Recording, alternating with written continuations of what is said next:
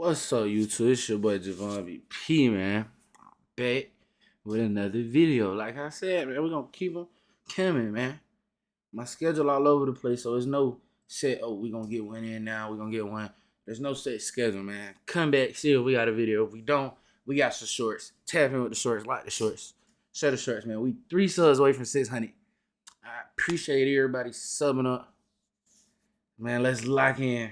As y'all can see, today we got some crazy shit. As y'all could see, 35 seconds before I click the video, we got some crazy shit. The most savage cave incidents ever. And when I watch these type of videos, I always say, man, why the fuck would somebody take their ass in them? Man, let's lock in, man.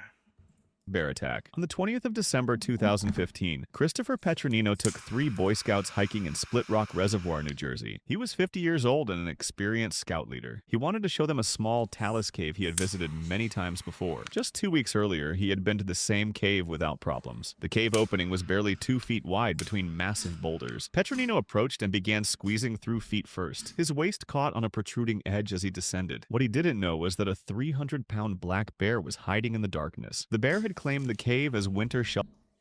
Now we gotta pause it fast, because you clearly see why you don't do shit like this, nigga. We got houses now. Stay your ass out of caves. Suddenly, something grabbed Petronino's foot with powerful force. He was yanked deeper into the cave by the bear. The bear began attacking, biting his legs and raking claws across his shoulders. The bear drug him in. In absolute darkness, Petronino couldn't see his attacker. Outside, the 3 scouts saw their leader pulled violently into the darkness. They heard terrible sounds and immediately called 911. Inside, Petronino found his rock hammer and swung it at the bear's head. 2 strikes connected, creating a brief pause in the assault. He pulled his sweatshirt over his head and curled into a fetal position against the wall. The scouts placed food near the entrance to lure the bear out and built a signal fire. After 80 minutes trapped in darkness, the bear finally left the cave. Petronino crawled toward the light with torn and bleeding wounds covering his body. A helicopter airlifted him to the hospital. He had extensive bite marks and lacerations on his head, shoulders, arms, and legs. His injuries were serious but survivable. Cenote Odyssey Cave Tragedy. On the 23rd of April 2022. I'm gonna try my best not to pause after everyone. Twin ass literally barely made it out that motherfucker. I just want to say that. 2. A 32-year-old Russian cave diver prepared to explore Cenote Odyssey in Mexico. Cenote Odyssey was a portal into Sistema Ox-Belha, one of Earth's longest underwater cave systems, stretching 270 miles. The diver...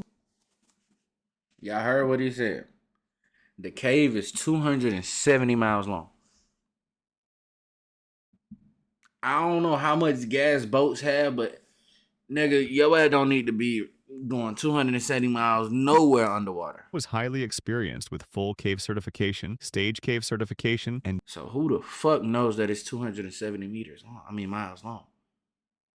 DPV certification. He had trained extensively in these caves and dived Cenote Odyssey many times before. His mission was routine survey work, resurveying existing lines to improve mapping accuracy. He carried 4 aluminum 80 cubic foot tanks filled with 32% nitrox and 2 additional stage tanks. He also had a DPV scooter that could pull him through passages at 150 to 200. This nigga had a car. Feet per minute. At 10 a.m. Saturday morning, he descended into the cenote alone. The sunlight faded as he moved deeper into absolute darkness. Hours passed and afternoon became evening. Neighbors near the cenote noticed his vehicle and dive equipment still there with no diver surfaced. After 8, 9, 10 hours underwater, something was clearly wrong. Local cave divers were contacted and a search team was organized. At 2:57 a.m. Sunday morning, nearly 17 hours after he descended, the first search team entered the water. They found him 700 feet from the entrance, 7 minutes of scooter time away. He was face down in the water with his helmet and mask still on. Both of his primary side-mounted tanks were attached with valves fully open. Both tanks read completely empty. His first stage tank was clipped to the guideline, valve open, tank empty. His second stage tank was also clipped to the guideline with the valve closed. When the search team checked the pressure gauge, it read 170 bar, 2,465 psi. Is that the good or tank was bad? full with approximately 40 cubic feet of breathable gas, more than enough to reach the surface and survive. His DPV scooter was clipped to the line and functioning normally. Everything he needed to survive was within arm's reach. The recovery team brought his body to the surface at 1:30 p.m. Sunday, 27.5 hours after he entered. They examined every piece of equipment and found nothing wrong. No mechanical failures, no equipment malfunctions. The closed valve on the full tank haunted investigators. One turn of the wrist could have opened it and saved his life. Agua Caliente Cave tragedy. On 1st December 1990, Kevin Sears and his friend explored Agua Caliente Cave in Arizona. Kevin was 21 years old with several caves already explored. They wore jeans, short-sleeve shirts, and tennis shoes with only flashlights and 50 feet of rope. Neither wore helmets. At 11 a.m., they entered through the narrow upper entrance. They planned to complete the cave's loop in the clockwise direction. 8 minutes later, they reached the loop pit, a 40-foot vertical shaft. They descended hand over hand without proper rappelling gear. By 1 p.m., they reached the white sand room but couldn't find the familiar passage. At 1:30 p.m., they turned back, their flashlights growing dimmer. Finally, they recognized the loop pit. Kevin gripped the rope and began climbing. Near the top, he encountered flowstone, a smooth mineral deposit. His tennis shoes slipped on the slick surface and he fell, crashing onto the cave floor. After catching his breath, he climbed again. Again, his feet slipped on the flowstone. This time, he landed awkwardly with searing pain through his leg and hip. He couldn't stand and appeared to have fractured his femur and pelvis. His friend left to get help, reaching a phone at 3 p.m. The Southern Arizona Rescue Association was notified at 7 p.m. Rescuers found Kevin conscious in complete darkness after his flashlight died. They secured him to a backboard and rigged 4 hauling systems. At 11:15 p.m., nearly 12 hours after entering, Kevin was hauled up through the loop pit. He emerged at 2 a.m. on New Year's Day and was airlifted to the hospital. Doctors discovered no bones were actually broken despite the excruciating pain. Kevin only had bruises and abrasions after falling twice in the dark cave. Lost in the dark. On April 12, 2016, Dimitar was a 41-year-old man who lived in Chepelare, a small village in Bulgaria. He was born with mental disabilities and possessed a childlike wonder about the world around him. It's a couple days after this, but it's the 10-year anniversary of this, so let's pray he made it out. He lived with his devoted grandmother and loved exploring interesting places around the village. For weeks, Dimitar had been curious about a cave entrance he noticed near his hometown called Ushka Cave. One April morning, he decided to explore it. He grabbed a small flashlight and set off to satisfy his curiosity about what lay beyond that mysterious entrance. Ushka Cave welcomed him with a horizontal passage that seemed easy to navigate. The cave was completely dry and 466 feet long, appearing to be nothing more than a simple tunnel through the limestone. Dimitar's small frame allowed him to move through the narrower sections with ease. The initial passages were straightforward enough, and Dimitar felt confident as he explored the main tunnel. As he ventured further into the cave system, he encountered several side passages that branched off from the main tunnel. These smaller passages intrigued him, and he began exploring them one by one. He crawled through increasingly tight spaces with the determination of someone driven by pure curiosity. Each side passage seemed to lead to another, creating a maze-like network that gradually drew him deeper into the cave's interior. Dimitar tried to retrace his route back to the entrance, but the cave's layout became confusing in reverse. Multiple passages looked similar, and without any system for marking his route, he began to second-guess which tunnel would lead him back to daylight. He spent precious time crawling back and forth between passages that all began to look the same. As he struggled through the narrow spaces, he somehow lost his jacket and left it behind in his confused state. Each wrong turn deepened his confusion and used up more of his flashlight's battery power. As hours passed, Dimitar's small flashlight began to dim. When the flashlight finally died, Dimitar found himself engulfed in a darkness more complete than anything he had ever experienced. He couldn't even see his own hands in front of his face. Unable to navigate in the pitch-black conditions and exhausted from his frantic attempts to find the exit, he crawled into one of the narrow side passages. In that cramped space, about 82 feet from the cave entrance, but impossibly lost in the darkness, Dimitar curled up in what seemed like a comfortable position. Perhaps he believed that someone would come looking for him, or that he could wait for daylight to somehow find its way into the cave. But what Dimitar couldn't comprehend was how quickly the cave's environment would affect his body. The constant temperature deep underground was significantly cooler than the warm April air outside. Without proper clothing, I always wonder, how is that so? Is if in school, now I may be wrong. If I'm wrong, just correct me in the comments. But I swear to God, they taught us that in the middle of the earth is a fat ass ball of molten. How the fuck, the deeper you get in the earth, it's colder. I don't know.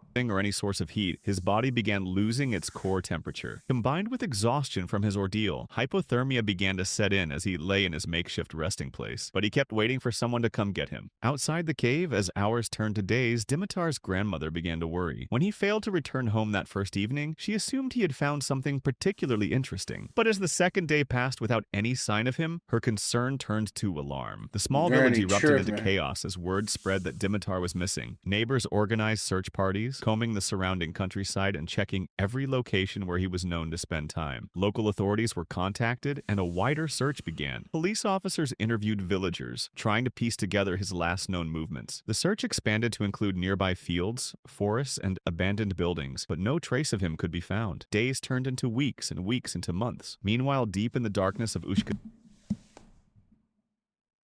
Rip. Rip. Rip. cave, Dimitar lay motionless in the narrow side passage where he had sought refuge. The cave's dry environment had begun the slow process of preserving his remains. 5 months passed before police received crucial information that Dimitar had expressed interest in visiting the local cave. This breakthrough finally gave searchers a specific 5 location to months? investigate. Fire safety and civil protection teams conducted an initial search on September 14, 2016. When they found his jacket and flashlight inside the passages but couldn't reach the deeper sections, the Bulgarian cave rescue team was called in. On September Granny. 15th, 2016, two What experienced... the fuck? Okay. Sidebar. This happened 4 days or something like that before my older sister's birthday. This happened on my little sister's birthday. What the hell? All right, let's keep going. The reason I tell this video, like I said, I watch these when I go to sleep. And some of these, I be like, you ever be laying there watching something like a little camping video, or whatever, and then it get good. You like when George Lopez used to play, you open that one eye, you be like, hold on now. Let me see what this is about. Cave rescuers squeezed through the narrow passages of Ushka Cave. At 3:30 p.m., they discovered his remains in the side passage where he had curled up to rest. His body was positioned exactly as he had settled down on that fateful April day when his adventure had turned into a tragedy. The advanced state of decomposition after 5 months in the cave made the recovery operation extremely challenging. At 6 p.m., the cave rescue team returned to the depths, now equipped with protective masks and gloves. Working in the cramped, suffocating confines of the narrow passage, the rescuers had to first dig out the cave floor to create enough space. 2 rescuers carefully placed a specialized sling around Dimitar's body and began the painstaking process of sliding him out of the tight squeeze. After hours of methodical work, Dimitar's remains were finally brought to the surface at 8:05 p.m. The investigation revealed that Dimitar had died from hypothermia and exhaustion. He was trapped, not by the cave's physical constraints, but by the impenetrable darkness that followed his flashlight's failure. And His he died innocent 80 feet exploration away. had turned deadly when proper preparation and safety measures were absent. Big 4 ice caves. Now, before we get into the big 4, his last sentence prompts me to tell you that proper preparation prevents piss poor performance. Nigga, if he was ready to go in there, he possibly could have made it out and saved his life. Sidebar, Granny could have saved his life. How do you not know? Like, you know, he said he was doing it. Like, but you the first one to be like, oh, he said he was going to the cave. But how the fuck didn't the police get that information? Rip. Incident. On 31st July 2010, Real. the Tam family set out for a perfect day in the wilderness. They were visiting the Big 4 ice caves in Snohomish County, Washington. Grace Tam was an 11-year-old Okay. girl with a sweet nature. Ice Another caves in sidebar. Snohomish County. Another sidebar. I was raised in Atlanta. I was born in Washington. Not that place. I was born in Washington. Grace Tam was an 11-year-old girl with a sweet nature and bright intelligence. She walked eagerly with her parents up the 1-mile hiking trail. The Big 4 ice caves were one of Washington State's most popular destinations. Thousands of families visited each year to see the spectacular ice formations. Yeah, but you taking an 11-year-old They arrived, the massive walls But they of said blue-white ice families were go. breathtaking. Large yellow warning signs were posted everywhere. The signs clearly stated that visitors should not enter the ice caves. The ice formations were incredibly dangerous and constantly shifting. The Tam family was responsible and heeded the warnings. They settled on a rock formation about 15 feet from the cave entrance. This seemed like a safe distance. Grace sat contentedly between her parents, enjoying their picnic lunch. Her eyes were wide with wonder at the frozen spectacle. What they didn't know was that danger lurked above them. High above the cave entrance, an enormous chunk of ice was ready to fall. It was roughly the size of a pickup truck and weighed several tons. Without any No. warning sound, the massive ice formation suddenly broke free. It plummeted directly toward where Grace sat with her parents. Grace had no time to react or escape. The sound of impact was tremendous. Grace disappeared beneath tons of falling ice. Her parents were sitting just inches away. Complete strangers visiting the caves immediately rushed to help. They began performing CPR on Grace desperately. Some visitors ran back down the trail for help. Cell phone service didn't work at the caves. They had to drive 7 more miles to call emergency services. Professional rescue workers had to carry equipment up the mile-long hiking trail. 2 hours and 20 minutes passed before rescuers arrived. Despite everyone's heroic efforts, it was too late. Grace Tam succumbed to her crushing pelvic injuries. Her small body could not withstand the tons of ice that fell on her. The 11-year-old girl who began the day with excitement was gone. Howe Caverns incident. On the 24th of What? April 1930, a massive explosion shook the hills of New 1930? York. It was 5 o'clock in the morning. Workers at the North American Cement Company quarry detonated 7.5 tons of dynamite. The blast was so powerful it could be heard for miles. Shockwaves spread through the bedrock, creating hairline cracks in the limestone. These cracks reached down toward Howe Caverns below. The quarry workers had no idea what they had unleashed. Poisonous gases trapped in the rock for thousands of years began seeping through the cracks. Carbon monoxide and hydrogen sulfide What type of Spider-Man Venom shit is this?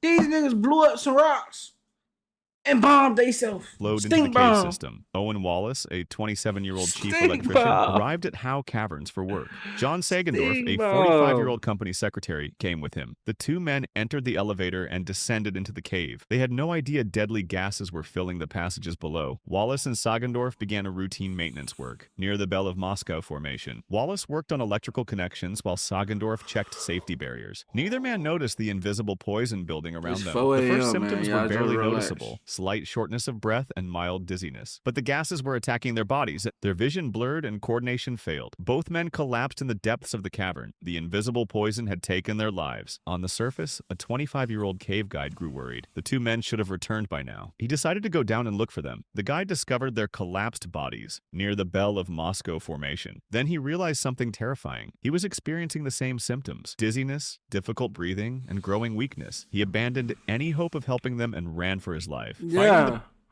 Arc Raider shit. Arc Raider shit, nigga. Bro. Arc Raider shit. You see your partner's bodies, you just like, fuck. Someone gotta live to tell a story. I got some in my safe pocket. poison, he stumbled toward the elevator. Each step was a battle to stay conscious. He collapsed the moment he reached the surface. People rushed him to a hospital in Albany. He barely survived the gas poisoning. Rescue teams with oxygen equipment retrieved Wallace and Sagendorf's bomb. bodies later that morning. Medical examination confirmed both men died from poisonous gases caused by the quarry blast. Alright, Chevy trucks are hold on. Nice ad. Let's In recap Albany. real He quick. barely Let's recap, y'all. What did we learn? All I want to know in the comments is, what did we learn? What did we learn? Cause